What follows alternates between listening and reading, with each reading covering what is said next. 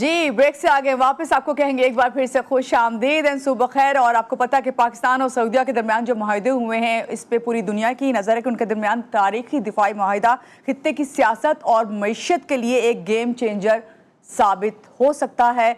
और इस माहदे के असरात ना सिर्फ पाकिस्तान बल्कि सऊदी अरब तक महदूद रहेंगे बल्कि दीगर खलीजी जो रियासतें हैं, आपने देखा कि किस तरह से मीटिंग्स हुई हैं जिसमें दीगर जो खलीजी रियासतें हैं उन्होंने भी पाकिस्तान के साथ हाथ मिलाया और बढ़ाया है।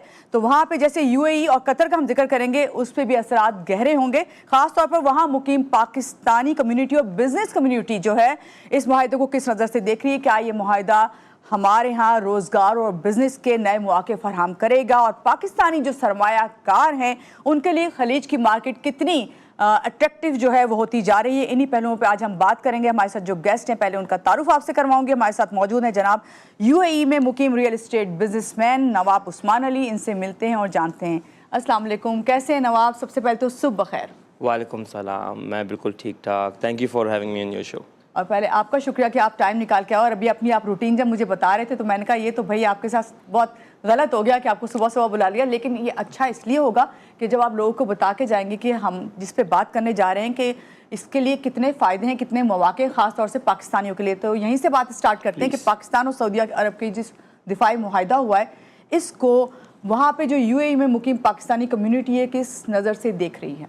वेल बेसिकली इस टाइम पे जो सऊदी अरब और पाकिस्तान के बीच में जो माहिदा हुआ है ये पाकिस्तान के लिए बहुत ही माशाल्लाह ज़बरदस्त से खुशखबरी आई है। इसकी वजह से पाकिस्तान के अंदर बहुत फ़र्क आपको नज़र आएगा आने वाले दिनों के अंदर।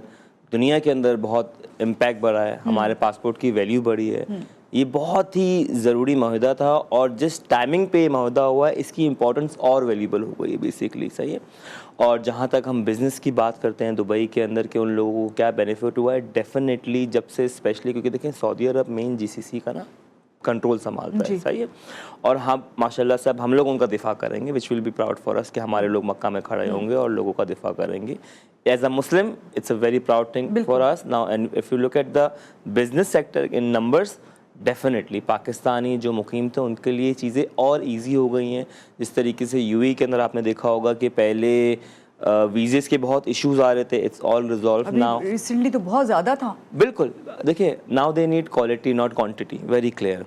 सेम गोज़ टू कतर की तरफ हमारे रास्ते बहुत खुल गए हैं। पहले हमारे कतर की वीज़े बंद थे, वहाँ खुल गए हैं, वहाँ के अंदर अपॉर्चुनिटी बहुत हैं। सऊदी अरब के अंदर बेसिकली पूरा जीसीसी जो है इस टाइम पे दुबई इज़ पूरा वहाँ का स्विट्ज़रलैंड बन चुका है।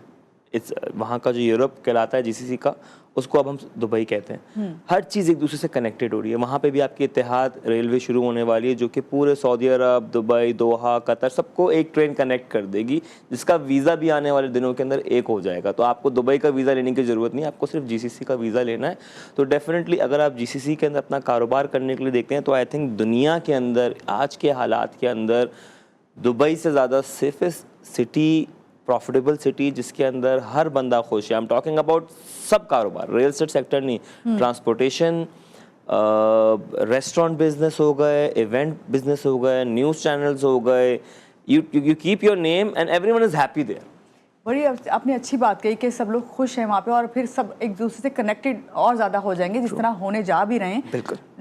जब वहाँ पे आप काम कर रहे हैं, अगर हम इस मुआहदे से पहले की बात करें कितना डिफरेंस आया है, ख़ास तौर से पाकिस्तानी कम्युनिटी जो वहाँ पे काम कर रही है और मुस्लिम कम्युनिटी जो मिलके काम कर रहे हैं सारे, तो उनमें का एतमाद और वक़ार कितना आपको लगता है? बहुत आया है क्योंकि देखें जब एक बिजनेस के साथ साथ बहुत ज़्यादा आया है क्योंकि जब दो गवर्नमेंट साथ बैठ के एक पेज के ऊपर काम करती है ना तो लोगों की बाइंग और शुरू हो जाती है किसी भी इंडस्ट्री के अंदर। मैं अगर आपको आज की बात बताऊं, मैं इस वीक की बात बता रहा हूं कि अगर हमारे ऑफिस के अंदर एक नॉर्मल एवरेज बंदा चेक लेके ढूंढ रहा है कि हमें प्लॉट मिल जाए, but we could not find the plot and I am talking about at a price of 50 to 60 million dirham, जो कि अगर हम पाकिस्तानी लगाएं तो 6-7 अरब रुपए बनते हैं और प्लॉट नहीं है।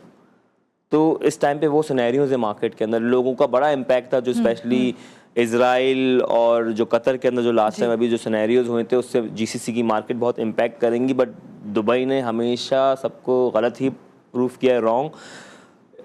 इस महीने की 14 तारीख को जो लास्ट ट्रांजैक्शन हुई हैं वो 16 बिलियन दिरहम की हुई हैं एट वन डे, यानी कि एवरेज डे के ऊपर आपकी 2, ढाई, 1.5 बिलियन की ऑल ओवर दुबई की ट्रांजैक्शन होती हैं। जो 14 को हुई हैं, 17 को हुई हैं, हम लोग एक्सपेक्ट कर रहे थे कि मार्केट के अंदर डिलीवरी बहुत ज़्यादा आ जाएगी तो थोड़ी सी मार्केट शायद स्लो हो जाए, बट टोटली चेंज। जो नया लॉन्च आ रहा है फुल, क्योंकि निज़ाम बहुत सिंपल है, हर चीज़ ओपन कर दी है। ये जो रियल एस्टेट का खासतौर से बिजनेस है वो बहुत बूम कर रहा है वहाँ एक्सट्रीम पे। है। अच्छा, ये देखने में आता है उस्मान के जो भी रियल एस्टेट से ताल्लुक़ रखता है, चाहे वो पाकिस्तान में हो या यूएई में हो, अगर पाकिस्तान में है तो पाकिस्तान में काम करते करते वो फ़ौरन सबसे पहले उसका फोकस यूएई होता है, वहाँ पे उसकी थोड़ी सी वजह मैं आपसे जानना चाहती हूँ। बहुत ही एक इम्पॉर्टेंट रीज़न है इसका। आप सबसे पहले एक इम्पॉर्टेंट चीज़ ये देखें कि लोकेशन एक बड़ी मैटर करती है, स्पेसिफिकली पाकिस्तान के लिए। आप अमेरिका में रहें, आप मलेशिया में रहें ना, 8-9 घंटे की फ़्लाइट टाइम डिफरेंट है। यहाँ का जो है, यहाँ का आप 1 से 1.5 घंटा भी नहीं है। अब आप मुझे बताएं कि आपके पास अगर आज 10 करोड़ रुपये आपके पास अपने खुद के पड़े, मैं आपसे सवाल कर रहा हूँ, तो क्या आप वो 10 करोड़ रुपये यहाँ पे किसी भी एक अच्छे प्रोजेक्ट में लगाएंगे जिसके अंदर आपको 60% आपने टैक्स पे करना है, जिसके अंदर आपको नहीं पता कि आपको डिलीवरी कब मिलेगी, आपको नहीं पता कि कल को बिल्डिंग गिरा दी जाए, उसकी डॉक्यूमेंटेशन प्रूव है नहीं है, जिस प्राइस पे आप खरीद रहे हो क्या ये राइट प्राइस है, इसकी फिजिबिलिटी क्या है, वैल्यू फॉर मनी ये प्रोडक्ट है नहीं है, या फिर आप 1.5 घंटे दूर उसी 10 करोड़ रुपये को लगा के उससे आप साल का 22% निकाल रहे हैं। तो बहुत बड़ा डिफरेंट है कि पाकिस्तान के अंदर आज भी रियल एस्टेट आपको 2 से 3% में, बहुत ज़्यादा बता रहा हूँ, आपको सालाना देता है, जो कि एक एवरेजली दुबई के अंदर अगर आप सिर्फ रेंटल के ऊपर अपने प्रॉपर्टीज़ को घुमाएं तो 8 से 9% एवरेज आदमी निकल सकता है, और अगर आप उसको ऑफलाइन के अंदर लगाएं तो लोगों ने 22% 50% तक मैंने अपने सामने निकलवा के लोगों को दिया है within 2 years time period, which is 25% an year। It's a huge. आज की मार्केट के अंदर एक बंदा अगर हम 25% की बात करते हैं तो अगर आप 1 लाख लगा रहे हैं तो आप 1 लाख के ऊपर 15 लाख रुपए का मुनाफा कर रहे हैं 1 साल के अंदर। पाकिस्तान में है 1 लाख पे 15 लाख का मुनाफा, तो सब लोग यहाँ बैठेंगे। कितना सारा पाकिस्तानी डेवलपर, पूरा वहाँ पे एक एरियाज हैं JVC, JVT which is called Jumeirah village triangle, वहाँ पे सिर्फ पाकिस्तानी बैठ के बना रहे हैं। एंड एक प्रोजेक्ट की नेटवर्थ इस टाइम पे वहाँ पे सेलेबल एरिया की हो गई 300 मिलियन दरम, जो कि एक 4 मंजिला बिल्डिंग होती है, 300-350 मिलियन दरम। उस्मान, आप वहाँ पे काम कर रहे हैं, फिर आप पाकिस्तान आते हैं, यकीनन जाहिर बात है आपका ताल्लुक ही रियल एस्टेट से, तो यहाँ के भी जो बिजनेसमैन है रियल एस्टेट से काम कर रहे हैं उनके साथ मिलते होंगे। इस वक्त पाकिस्तान में क्या आप सूरत हाल देख रहे हैं, यहाँ पे क्यों इस तरीके से काम नहीं होना चाहिए? जब चीज़ें यहाँ पे पाकिस्तान को इस वक्त पाकिस्तान की अगर गवर्नमेंट, स्पेशली अगर हम सिंध की बात करें, अगर वो हमारा साथ दे दें तो आई थिंक हम लोग बहुत ज़्यादा आगे जा सकते हैं, क्योंकि हमारी डिमांड साल की कम से कम भी 2-2.5 लाख घरों की एवरेज है, हमें चाहिए। पाकिस्तान की पॉपुलेशन दुनिया की 5वीं बड़ी पॉपुलेशन है और आने वाले सालों के अंदर दुनिया की 3री नंबर पॉपुलेशन में पहुंचने वाला है हमारा मुल्क। तो हमें रियल एस्टेट चाहिए। जो पहले एक फैमिली रहती थी, अब उनकी शादियां हो गई हैं, वो सब सेपरेट हो गए हैं, तो अब उनको और रियल एस्टेट चाहिए। नए लोग आ रहे हैं, नई जनरेशन आ रही है। तो अगर हमारा law and order, transparency system सही हो जाएगा, आपको पता है कि अगर आज आप बाहर दुबई में कोई ट्रांजैक्शन लें तो आपको किसी से पूछने की ज़रूरत नहीं है कि इसका एग्जैक्ट रेट क्या है। एक वेबसाइट है, उसके ऊपर आप जाएं तो आपको उस पूरी बिल्डिंग का नाम आ जाएगा और उसके अंदर वो यूनिट नंबर के साथ लिखा होगा कि ये यूनिट इतने में बिका है। तो अगर आप कोई चीज़ खरीदने जा रही हैं तो आप बोल सकती हैं भाई तुम 10 करोड़ पे मांग रहे हो तो 8 करोड़ पे बिका है, सेम साइज़ है, सेम फ्लोर है, आप क्यों 10 मांग रहे हो। तो इतनी ट्रांसपेरेंटी वहाँ पर है कि आधे घंटे के 1 घंटे के अंदर आप ट्रांसपेरेंसी होना बहुत जरूरी है कि कोई भी कारोबार आप कर रहे हो। अच्छा, एक चीज तो क्लियर नजर आती है, इंफ्रास्ट्रक्चर की बात कर लेते हैं। पहले इंफ्रास्ट्रक्चर अच्छा होगा तो फिर वहीं पे आपका काम भी होगा। ये मैं कहीं पढ़ रही थी, मैंने लिखा हुआ भी है यहाँ पे कि भाई दुबई में जो रोड इंफ्रास्ट्रक्चर है उसकी तौसी के लिए 689 मिलियन दरहम का मंसूबा मुकम्मल कर लिया है। तो ये एक रोड पे इतना पैसा लगाया गया है, इसकी क्या डिटेल्स हैं? 650 मिलियन दरहम उनके लिए कुछ भी नहीं बनता अगर आप इसको डिफरेंट वैल्यूएशन के अंदर भी लेके जाएं, क्योंकि सबसे इंपॉर्टेंट चीज़ ये शेख मोहम्मद का जो विज़न है ना, वो एक इंस्टीट्यूट खोल देता है और फिर वो इंस्टीट्यूट उसको ग्रो करता है, चलाता नहीं है। चाहे वो RTA देख लें, दुनिया की नंबर 1 ट्रांसपोर्ट जो अथॉरिटी है RTA, वो दुबई की मैंने अभी तक देखी। ऑफ कोर्स अमेरिका ये 200 साल पुराने मुल्क है, आपका कोई कंपैरिजन नहीं बनता, लेकिन वो 200 साल पुरानी रोडें हैं। अब ये नई रोड बनेगी जो कि आने वाले 200 साल बाद जाके पुरानी होंगी। मैं आपको छोटी सी, जो अभी आपने जिस प्रोजेक्ट का जिसका भी अनाउंसमेंट हुआ है, डाउनटाउन वहाँ का सबसे महंगा तरीन इलाका है दुबई के अंदर, जिसके अंदर एवरेजली 4000 दरहम पर स्क्वायर फीट के ऊपर माल बिकता है, एक एवरेजली। सही है। अब वहाँ पे ऑलरेडी टनल्स बने हुए हैं, फर्स्ट रोड लेन बना हुआ है, सेकेंड ब्रिज बने हुए हैं दुबई मॉल के आसपास। अगर जो लोग वहाँ पे गए हुए होंगे उन लोगों ने देखा हुआ होगा। अब उसके बाद भी ट्रैफिक फ्लो कंट्रोल में नहीं आ रहा बिकॉज बहुत ट्रैफिक होता है। गवर्नमेंट ने लोगों की आसानियों के लिए और कि हमारे पास कि लोगों के लिए आसानी हो, उनको टाइम ट्रैवल उनका कम हो, 650 मिलियन dirham का नया प्रोजेक्ट अभी ये जो लोगों ने डाला है, जिसके अंदर अब ये 3rd लेन ब्रिज डालेंगे, यानी कि आपके ब्रिज के ऊपर एक और ब्रिज होगा ताकि गाड़ियों का पूरा जो ट्रांसपोर्ट सिस्टम है वो ईजिली और क्विक टाइम बेस के ऊपर जाए, जो कि पूरा डाउनटाउन मैदान से लेकर जाबिल तक कनेक्टेड आ रहा है। सो वहाँ की गवर्नमेंट देखती है। बिल्कुल, यानी कि कहने का मकसद ये है कि रियल एस्टेट का बिजनेस जब भी फ्लोरिश करता है जब आपका इंफ्रास्ट्रक्चर जो है वो बेहतर से बेहतर, और इंफ्रास्ट्रक्चर बनाना आपकी रियासत की ही जिम्मेदारी होती है। पाकिस्तानी वर्कर्स जो मुलाजमत करते हैं वहाँ पे, इनके लिए इस माहिदे के हवाले से मैं बात करना चाहूँगी, कितना नए मौके रोज़गार के होंगे और काम करने का? देखिए बहुत सारी चीज़ बीच के अंदर इस टाइम पे दुबई के अंदर भी आज की तारीख के अंदर जो कंस्ट्रक्शन ऑफ कॉस्ट है थोड़ी सी महंगी क्यों हो गई है? लेबर की वजह से। लेबर की वजह से महंगी हो गई क्योंकि इवेंचुअली वहाँ पे ना हर किसी का लोगों ने अपने अपने सेक्टर संभाले हुए हैं। अगर आप डॉक्टर का सेक्टर देखें तो वो सारा इंडियंस के पास है, वो भी केरला साइड के इंडियंस, सही है।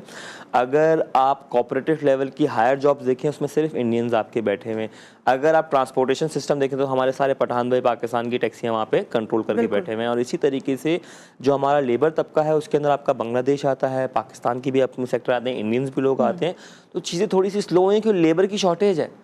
इस टाइम पे आप जहाँ जाएंगी वो बस बन रहा है, प्रोजेक्ट आ रहे हैं, बिक रहे हैं, तो you need labour.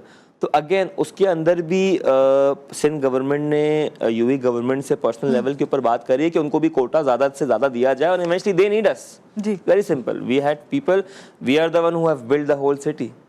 So yeah बिल्कुल। अभी पाकिस्तान में क्या सूरत हाल आप देख रहे हैं कि किस तरह जो है यहाँ पे रियल एस्टेट के कारोबार को बूम मिल सकता है? कौन से ऐसे स्टेप हैं जो खुद रियल एस्टेट के लिए काम कर रहे हैं उनको करने चाहिए? वेल देखें, सबसे इम्पॉर्टेंट चीज़ तो ये है कि आप देखेंगे पाकिस्तान से एक बहुत बड़ा नाम यहाँ से जा चुका है, सही है। बिल्कुल, आपको पता है मैं किस चीज़ की बात कर रहा हूँ। उन्होंने जो चीज़ जो आज यहाँ पे बना के डिलीवर करके दे चुके हैं, इस टाइम पे दुबई में उन लोगों ने अपना प्रोजेक्ट लॉन्च किया, मैं आपको बता रहा हूँ, और वो प्रोजेक्ट घंटों में बिका है अपने नाम पे, सही है।